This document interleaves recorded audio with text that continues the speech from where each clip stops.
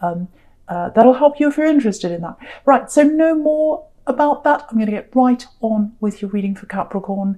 There's lots and lots of strength here. I'm feeling that right away. Obviously you've got the Knight of Wands here, but what I'm focusing on really is this man underneath there in the Ten of Wands. So strong, very, very, very strong, and I think you've earned this strength. And I think this past year for you, it's been a real learning curve, actually. You're a lot stronger than you were, say, at the start of last year. You're a lot stronger at the start of this year, I'm trying to say, than you were last year. I think you've moved on. You've moved on for an axe. I can see that, definitely. Okay, I'm getting a lot of this in the readings lately. And sad to say I'm getting that here as well. The past coming back again. So I think you might see, if you have moved on from an axe, I think you might see them coming back again at some time. What I'm getting is, don't worry, they're not going to bother you or anything. I'm just getting this kind of one last time. It's like a test, one last test, actually. And it's almost like they're testing just to see if you've really moved on. So they're just going to give you that one last little message or something like that. You might have blocked them, I don't know. But if you haven't, they're going to try. So if you haven't blocked them or whatever, they are going to come and just give you that little test. That little test. Yeah, I think they've come back a few times, actually, this axe. And they've tried and tried again. Yeah, hard work. Very hard work with this Ten of Wands here. They were hard work. Your emotions were working really hard. That's what was working in this relationship. You were doing all the emotional work, actually. Constant stress. And the thing about the Ten of Wands is, if you look at him, he's working really hard. He's pushing things ahead. He's pushing all these wands. He's kind of worn out. He's pushing them. But he can't see where he's going because the wands are all in front of his face. So, it's like you were burdened with all the work and all the emotions of this relationship. You were trying to do all the work. You were always trying to get them to do some emotional work, and they weren't doing that. But I think in the end, what I'm getting in this Ten of Wands is, I think after a while you probably asked yourself, well, where am I going? Where is this going? What am I doing all this work for? I can't see where this is going. I've got all these wands in front of my face. So what's the point of me working so hard for this if I don't know if this is going anywhere? And I don't think they gave you that insurance, or assurance, I should say. They didn't say, oh, we are going here.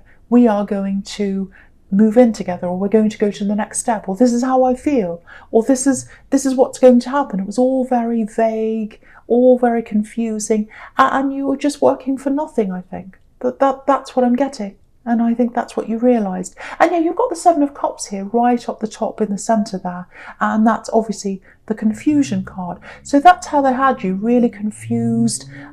You couldn't see where you were going, and in the end you said, well, if I can't see where I'm going with this person, I'm going to see where I'm going when I'm by myself. So I think that's what you did.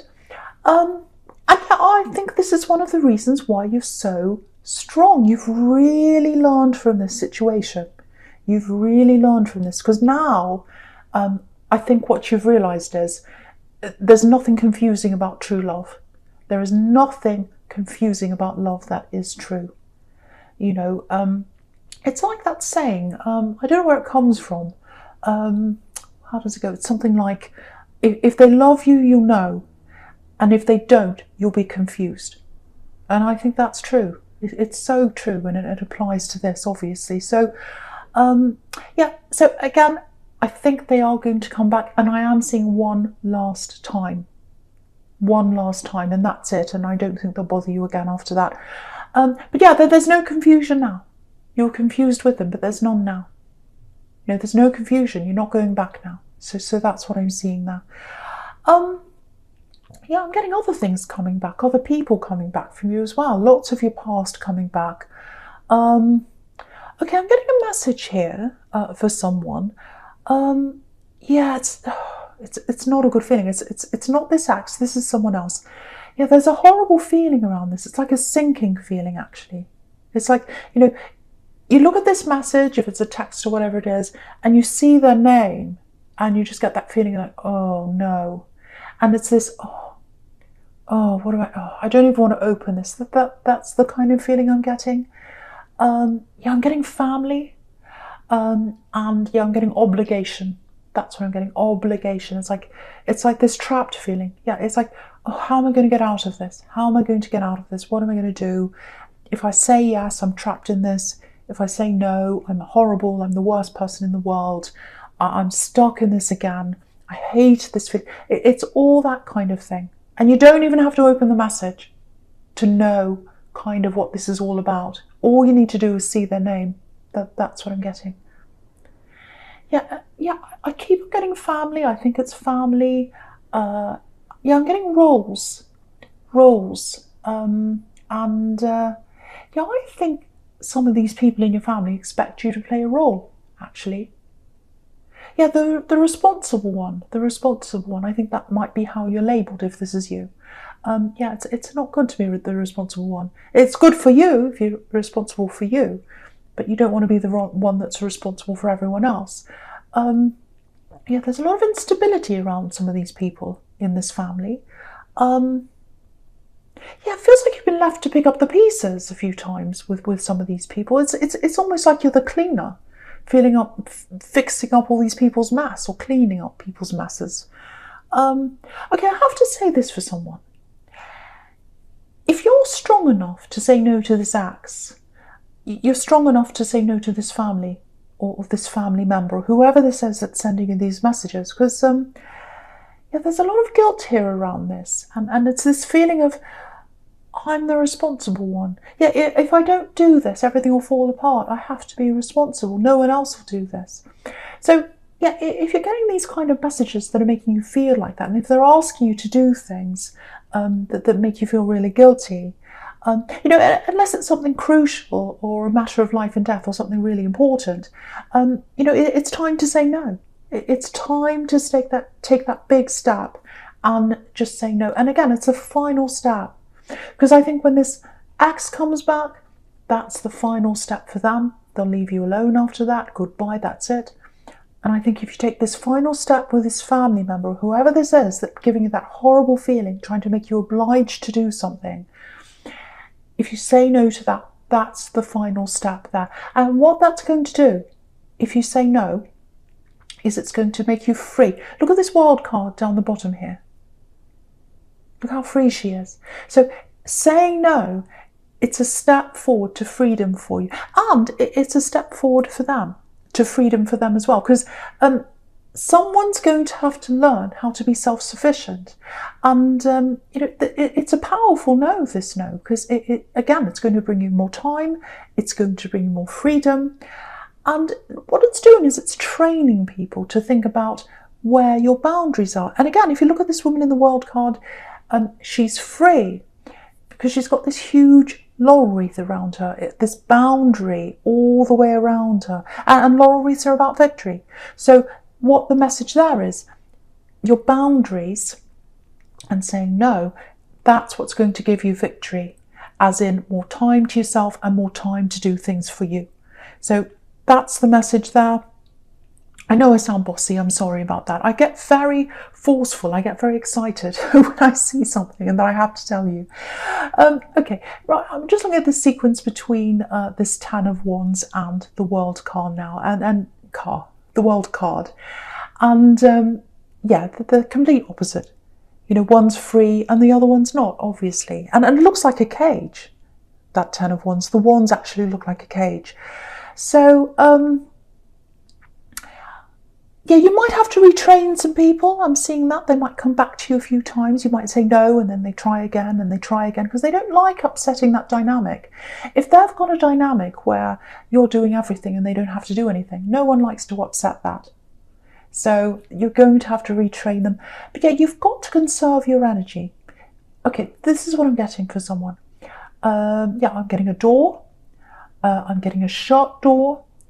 There's a career opportunity here. And I think it was cut short for you at one time. I'm getting a very, very sudden cut off for someone. It was very sudden. and you realise, I can't do this anymore. It's cut off, it's shut off from me. Very upsetting. And I don't know if you've got a stack of papers somewhere that have something to do with this old opportunity you were about to do. And yeah, if you have, it looks like they were put away somewhere when this opportunity was cut off. Yeah, there's a lot of pain here for someone in this. So, it might be that it just felt too painful for you to look at the papers, so you put them away somewhere. But the thing is, if this is you haven't thrown them away. You haven't thrown them away. So what that tells me is you haven't totally given up on this, if this is you. And yeah, this is why you're going to have to conserve your energy. And you're not going to be able to give your time to all these people that are bothering you. Because there's an opening. I'm seeing a door opening, actually. And it's a career opening coming up for you very soon. Now, it's not the exact same thing you missed out on, I have to say. It's not the exact thing. But it gives you a similar feeling to that. It gives you this real sense of satisfaction, which I don't think you're getting now around your work, if that's you. Yeah, it's not about money, I have to say this. It's not about money for you. And, a lot of people think Capricorns are only about money. It's not true. You're good with your money. There's nothing wrong with wanting money around you, but that's not what you're about. It's not just that. You want satisfaction. You want to love what you do. And what I'm getting is you don't feel that now, and you are going to feel that with this. So yeah, I have to be honest, I don't think it's going to be a huge, it's certainly not going to be a pay rise for you, I have to say that. It might even be a slight financial loss for you at the beginning when you do this. But yeah, it's small, and you've got the Ten of Pentacles right next to the World card here, so that's all about slow money growth, so it'll grow back again. But it's all about how you feel for you. It really is. Because I think you went after the money one time, and then it just exhausted you, and you said, no, I'm not satisfied. I don't want to be a slave anymore. I don't want to be a slave to the money anymore, and to go round and round and round in that grind anymore. I want more than that. I want more freedom. I want satisfaction. And that's what this is going to give you. That's what it's going to give you. So watch out for this opportunity. Yeah, if that's you, if you've got these papers sitting around somewhere, and they're probably in a cupboard or a wardrobe or something, because they're in the dark, put away somewhere, this stack. Yeah, I think there might be some old phone numbers or emails or something like that in there. And yeah, I know this is probably going to hurt. It's probably going to feel quite awkward and difficult for you when I tell you to do this, but just start contacting some of these people again. Just start putting yourself out there again. And I think if you do that, something's going to come out of that. It's going to be, well, I can't help you, but this person can, or I can direct you to this, or you might get experience in this area, and that's going to lead to this. So putting yourself out there, making those contacts again, yes, very awkward, very difficult. It's not going to feel comfortable for you, but I think that's going to lead to the door opening for you. Yeah, it's going to feel awkward. There's no getting away from this, but there's so much growth here. There's so much that's going to open up for you. And yeah, it's the same with saying no to these people. Sometimes we've got to go through that awkwardness and that pain to get to that growth, and that's what you're going to have to go through if that's you. So yeah, I really hope that helps someone, and I hope that makes sense, and I hope I wasn't too bossy as well, because I'm getting that way, I know. Okay, so the first card you've got for your present is the Seven of Cups. Yeah, this is a really interesting sequence, actually, with this Seven of Cups and then the Death card under this. Yeah, you're coming to this time, I think you're going to say no to them. I think you're absolutely 100% going to say no, and I think you're going to keep on training these people until they just give up. That's what you're heading toward. Because with the Seven of Cups and then this Death card here, yeah, you're putting all that away. You're putting any kind of stress, any confusion, anyone that tries to make you into something you're not, or something they want you to be. Death is coming to all of that. It's all being put to death. So yeah, you're going to be doing this. You're going to be doing these hard things, and yeah, you're getting that growth. You're getting to that growth. I'm really, really happy to see that. Yeah, again, you're going to have to put your foot down a few times with these people, because you can see in this death card, you know, you've got this bishop there begging death. You know, he's in front of that horse and he's saying, no, no, please don't do this. That's what you're going to get. You're going to get people saying, no, no, please don't do this. But death is inevitable. It has to be done. And the other thing about death is it can be very painful. It's not an easy process, obviously, saying goodbye, or not death, but, well, yes. You know, saying goodbye to old patterns and people that aren't good for you, it's not an easy process, but it's necessary. It's necessary, just like death, because, you know, it's a life cycle. Some things have to die for other things to grow. That's what the message there is again. And I'm repeating myself, so I'm not going to say any more about that. But yeah, I'm getting this beautiful feeling. I'm just looking all the way down to that Ten of Pentacles there. Yeah, stability. That's what those coins are representing to me. Yeah, I'm getting this beautiful feeling around this. Very stable energy, and I think you've got this energy around you. And if you haven't got it around you right now, it's definitely coming to you soon. Yeah, it feels new. I'm getting a very new feeling around this. Yeah, if you're single, there's someone new here. There's someone new. They're either around you now or they're coming up for you. It might be that you've spoken to them. Maybe you've spoken to them briefly, or maybe you're further along in the conversation. I'm not sure where you are. Okay, I'm just looking across the bottom row now, all the way across the bottom horizontally. So this is what I'm getting with this stability and this new love connection here. So you've got the World card. And again, that's about turning your back on people that try to drain you. That's what it is for you.